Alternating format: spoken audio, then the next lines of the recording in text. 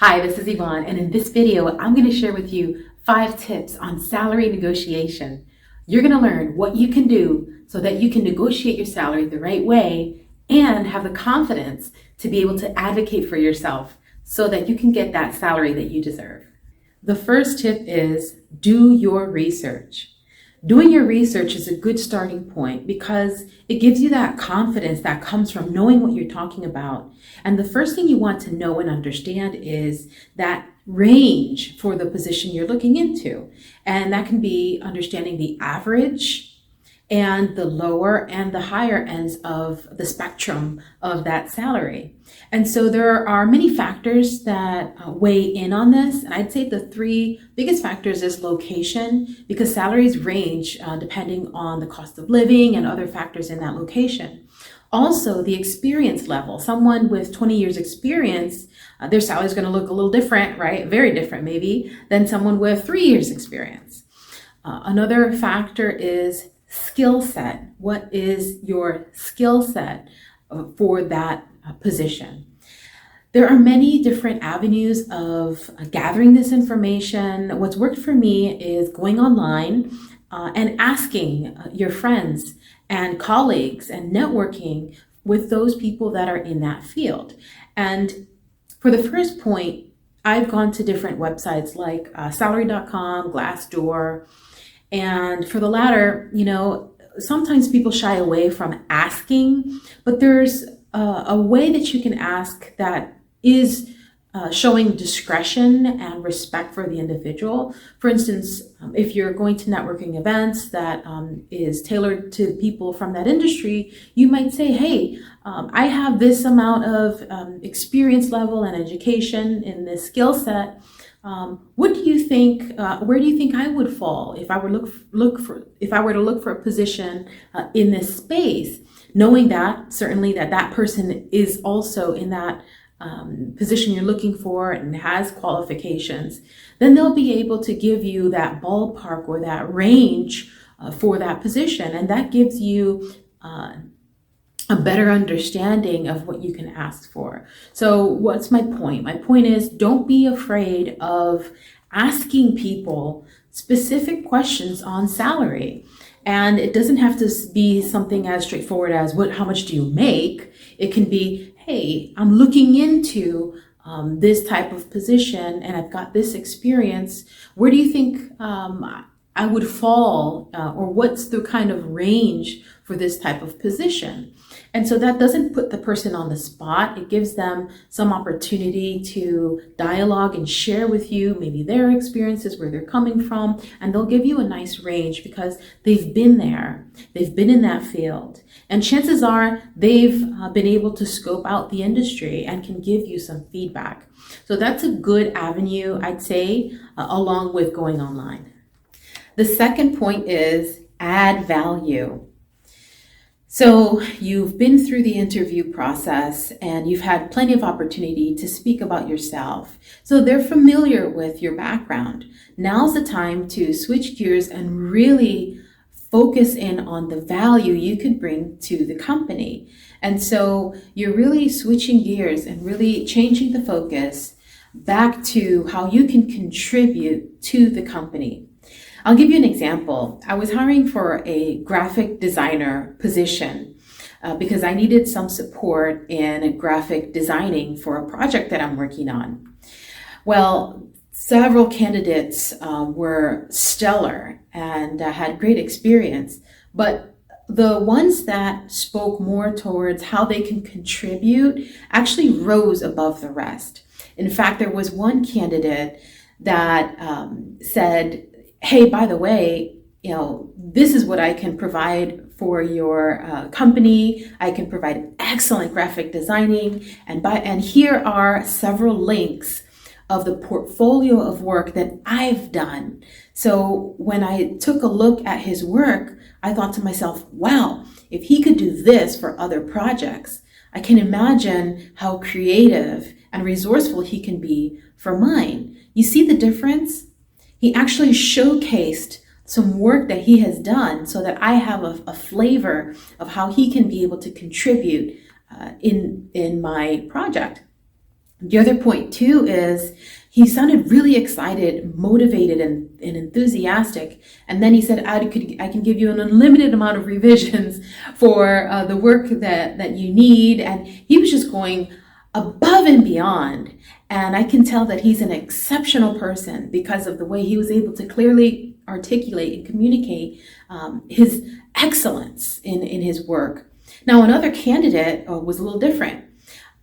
It was more cut and dry, focused on the education, right? That black and white. Here's my piece of paper, my degree that shows I can do it. Well, that's great, but you see the difference between the candidates? This other person went above and beyond, showcased their work, was really excited about the opportunity, and went above and beyond to say that they would really ensure that I would be happy if they were selected for part of the team. So again, I want to encourage you to think of ways of how you can add value and contribute to the organization, and be creative. Maybe even do what that candidate did, where you get to showcase some of the work you've done in the past, a portfolio of things you've contributed to previous projects that you can be able to showcase here on this next position and set you apart from the rest.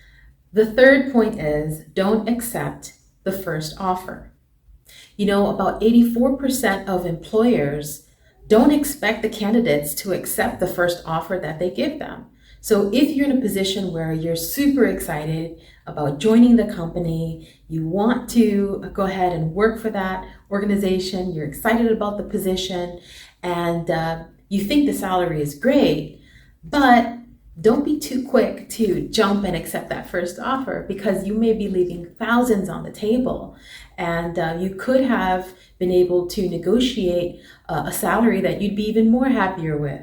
So what you want to do is thank the employer for the first offer and give yourself some time. Give yourself 24 to 48 hours and tell them that you'll get back to them then. And now the ball's in your court. Right? You have the power to be able to sit back and now assess that offer. Look at it holistically, not just the salary, but also the benefits. What does that package really look like? Because here's your opportunity to be able to negotiate several of the areas of that package to see what would be better for you, what can position you for success. The fourth point is assess the benefits and the perks. You see, the salary is not going to give you the full picture if this job is the right fit for you. You're going to want to assess the other factors, such as what do the vacation days look like? Can you work from home? Are there flex days? What does the medical benefits look like? Insurance?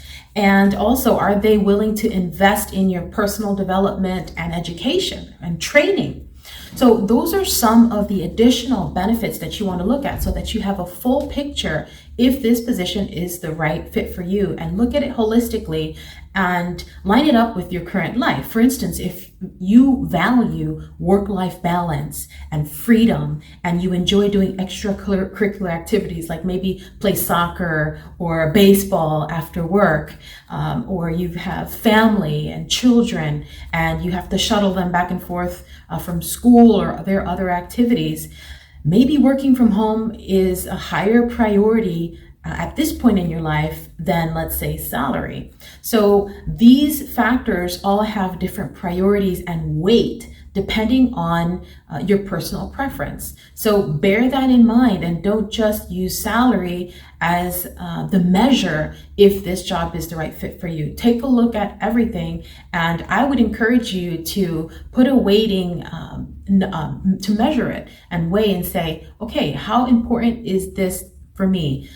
High, medium, and low, right? So for example, maybe the salary in the beginning doesn't seem so competitive, and definitely not on the high end, maybe more on the average, but they give you a very generous vacation, and they have the opportunity to work from home, and you've got great medical benefits, and they are willing to invest in you, in your education and in your training. Then if you take a look at the full package and the picture, maybe that's a good fit for you. I don't know. So take a look at where you are in your phase of life and that package and see if that's a good fit or not. The fourth tip is have options to walk away. You know, the greatest power any negotiator has is the ability to walk away. So always retain that power and that option that you always have on the table, because that is your leverage to be able to negotiate in a way that won't pigeonhole you in a position that you don't want. In fact, you want to negotiate in such a way that is in the best interest for yourself and your lifestyle. That gives you that balance and that freedom and that sustainability that you can see yourself in the long term with. Now, if you see that the employer is not really willing to negotiate and they dig their heels on a certain topic and area that's important to you, then you can always turn around and look for a better fit. Okay, so pay attention to those red flags, because if you are uncomfortable and you still pursue this position, now you no longer have the time and the space that you need to find something that's actually a better fit. And you're going to set yourself up for frustration, and you don't want that. You deserve to get paid well. In fact, the Book of Wisdom says so. It says, now that when a man works, his wages are not credited to him as a gift, but as an obligation.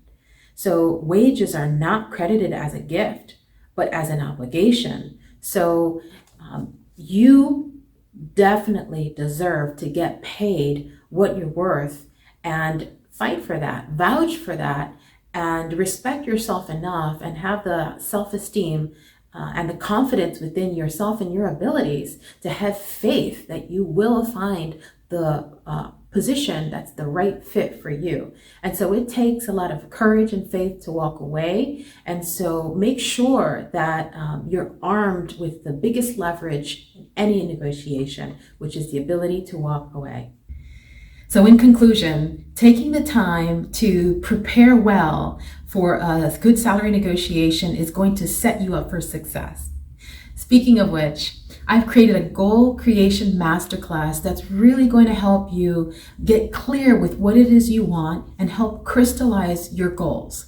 We step you through identifying what your values are, your vision statement, mission statement, and also a clear action plan that's aligned with your strengths so that you can be set up for success. So click on the link below so that you can go ahead and enroll to your masterclass. Also, remember to click the like button if you enjoyed this video and subscribe so you're notified on new videos.